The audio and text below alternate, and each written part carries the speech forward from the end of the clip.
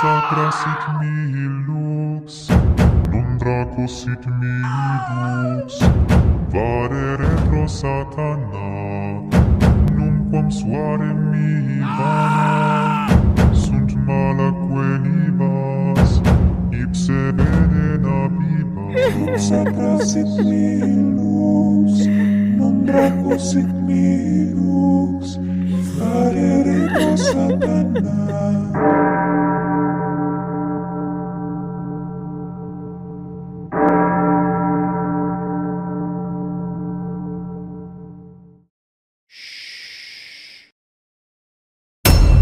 Bienvenidos a un nuevo episodio de Leyendas urbanas. Te sugerimos apagar todas las luces, subir el volumen a tu dispositivo para una mejor experiencia auditiva.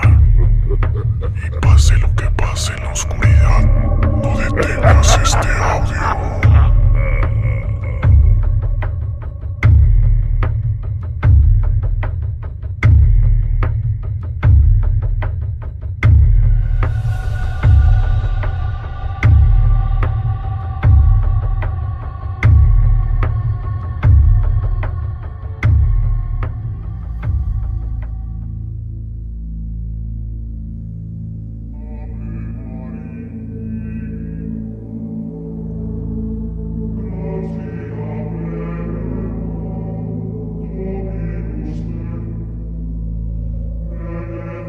Siempre pensé que los templos eran un refugio, un sitio donde los perdidos podían hallar paz.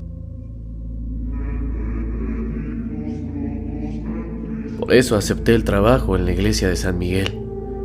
Llegué al pueblo sin un centavo, sin un destino claro, solo con una maleta y el cansancio de alguien que ha pasado demasiado tiempo huyendo de algo o de sí mismo. La iglesia era imponente, una estructura gótica de piedra negra, con altísimos vitrales que parecían haber sido pintados con sangre seca. Estaba en el borde del pueblo, donde la niebla nunca parecía desaparecer y el viento arrastraba un aire pesado, como si el tiempo mismo se hubiera detenido.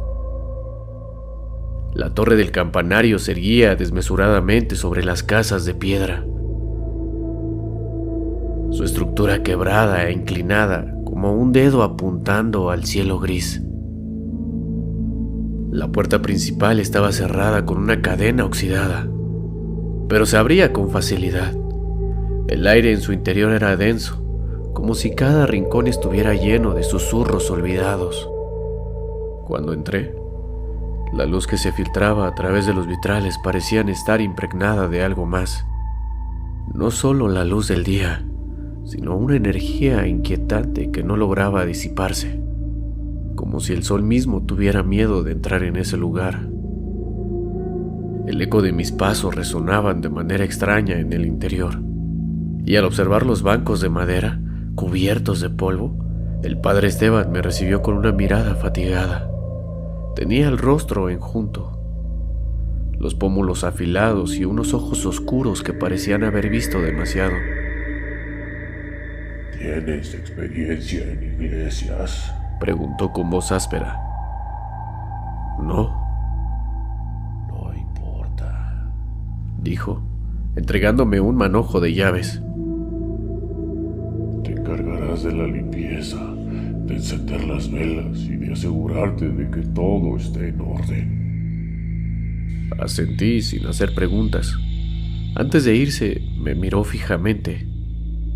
Y nunca, bajo ninguna circunstancia, bajes al sótano.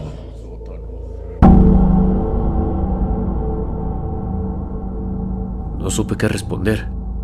Tal vez debí irme esa misma noche, pero no lo hice. Y pronto me di cuenta de que algo en aquella iglesia no quería que me fuera. Los primeros días transcurrieron en un silencio inquietante. Pasaba las horas barriendo los largos pasillos de piedra, limpiando los candelabros de bronce y asegurándome de que los bancos estuvieran alineados. La iglesia era fría, incluso cuando el sol entraba a través de los vitrales. Era inmensa por dentro. El eco de mis pasos se multiplicaba entre los muros de piedra. Los bancos de madera estaban cubiertos de polvo, las figuras de los santos tenían grietas en sus rostros y los vitrales, con imágenes de ángeles y demonios, parecían observarme mientras trabajaba. Pasaron días antes de que comenzara a escuchar los primeros ruidos. Al principio, eran suaves, el crujido de la madera en el piso, como si alguien hubiera caminado por ellos.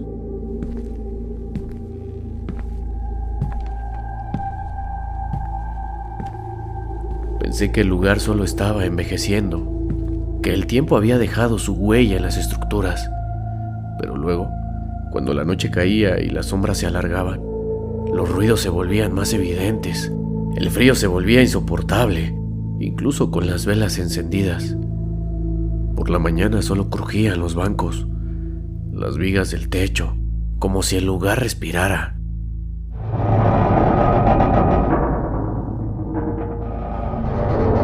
El ruido del viento filtrándose por las rendijas.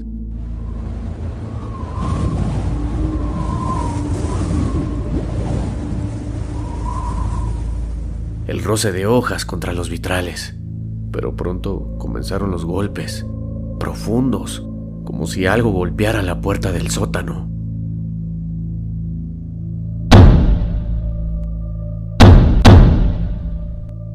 Los golpes eran tan rítmicos que llegué a pensar que quizás había algo dentro, algo esperando ser liberado.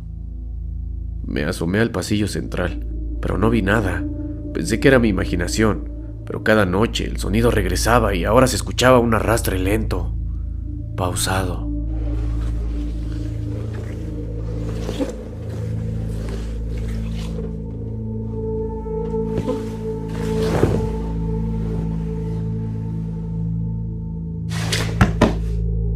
A veces se detenía cerca del confesionario, otras justo detrás de mí.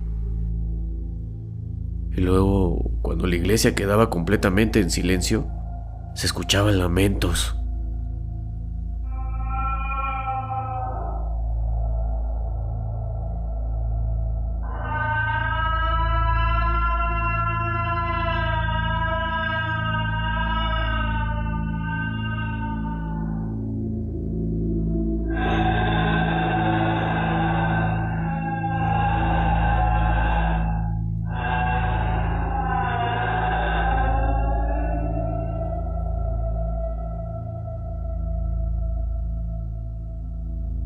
Esa noche los golpes comenzaron más fuertes, como si algo arañara la madera del sótano.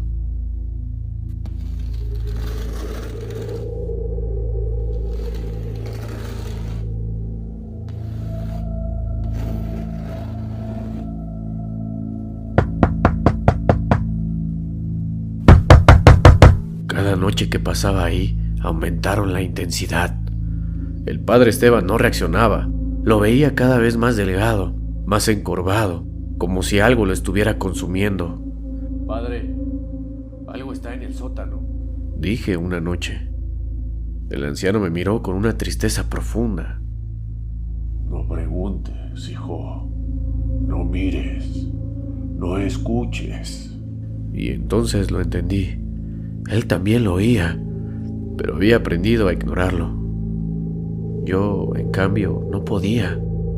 No sé qué me hizo hacerlo. Tal vez la desesperación, tal vez el miedo, o tal vez simplemente ya estaba demasiado tarde para detenerlo. Tomé las llaves y bajé. La puerta del sótano era un muro de madera pesada, cerrada con una cadena que parecía más vieja que la misma iglesia. La cerradura estaba oxidada, pero no era difícil de abrir. Algo dentro de mí me empujaba a bajarme por las escaleras empinadas, a descubrir qué había detrás de esa puerta que parecía estar siempre cerrada, como si todo lo que existiera debajo de la iglesia fuera una amenaza olvidada. Abrí la puerta del sótano. Esta rechinó de una manera muy escalofriante.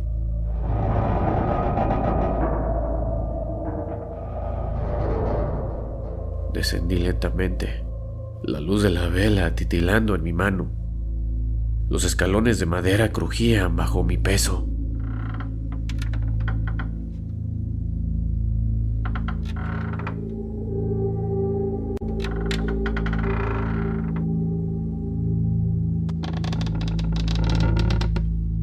El aire en el sótano estaba húmedo, cargado de un olor rancio, de algo podrido y olvidado. El lugar estaba lleno de sombras, cada rincón estaba empapado de una oscuridad que parecía moverse por sí misma. En las paredes observé marcas extrañas, cruces invertidas, símbolos grabados en piedra, arañazos, figuras distorsionadas que se desvanecían a medida que los miraba de cerca.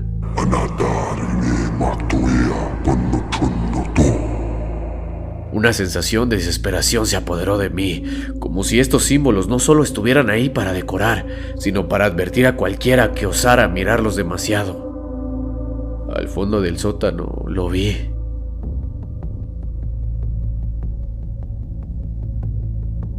Un hombre encadenado a lo que quedaba de él. Su piel era muy blanca, pegada a los huesos, con venas ennegrecidas latiendo débilmente. Sus ojos estaban hundidos, pero me miraba con una intensidad inhumana. Tardaste en venir. Su voz era un susurro rasposo, como si sus cuerdas vocales estuvieran secas por siglos. Las cadenas que lo sujetaban estaban oxidadas, pero vibraban como si aún tuviera poder sobre él. Me quedé paralizado. El aire en el sótano se volvía más denso a medida que pasaba el tiempo, como si la misma oscuridad tratara de retenerme allí, de atraparme en ese lugar olvidado. La figura, aunque inmóvil, emanaba una presencia tan fuerte que sentí que podía tocarla. ¿Quién eres?, murmuré. Él sonrió. El verdadero dueño de esta iglesia. Déjame salir. Suplicó con una tristeza profunda que me hizo dudar por un instante. De un momento a otro su piel se volvió de un tono rojizo oscuro, como brasas al rojo vivo, con grietas profundas que revelaban un interior ardiente, como si el fuego del infierno brotara desde dentro. Sus venas eran negras y retorcidas, se entrelazaban bajo su superficie, palpitando con una energía maligna. Sus ojos se volvieron grandes y penetrantes, de un amarillo brillante con pupilas verticales, similares a las de una serpiente. No tenía párpados, lo que le daba una mirada eterna e inquietante. Cada ojo parecía arder con llamas danzantes, reflejando el sufrimiento infinito que había causado. Su expresión se volvió en una mezcla de ira, desprecio y sadismo. Una sonrisa retorcida y permanente se dibujaba en su rostro, como si disfrutara del dolor ajeno. Las arrugas profundas en su frente y alrededor de sus ojos acentuaban su malicia. Las cadenas comenzaron a tensarse. Retrocedí y entonces lo entendí. Las cadenas no eran para mantenerlo atrapado, eran para mantenernos a salvo de él. No pude soportar más el miedo y corrí hacia la salida, pero la puerta estaba cerrada. Las cadenas que antes habían estado caídas ahora se habían levantado. En el fondo se escuchaba una risa burlona y golpes secos. Mi corazón latía frenéticamente. Derribé la puerta con todas mis fuerzas. Las cadenas que parecían estar sujetas a la puerta se desvanecieron. Corrí sin detenerme por los pasillos de la iglesia, sin mirar atrás, pero el sonido de mis pasos no me seguían, como si la iglesia hubiera cerrado sus puertas para evitar que escapara. El aire fresco del exterior me golpeó en la cara, pero el miedo seguía dentro de mí, pesado, como una sombra que nunca podría deshacerme. Corrí hacia la niebla espesa del pueblo, sin saber si la iglesia aún me observaba, si algo me seguía. No me detuve. Nunca más volví. Y nunca más supe quién era ese hombre que se encontraba encadenado en el sótano de la iglesia. Pero sé que sigue ahí, esperando a alguien más.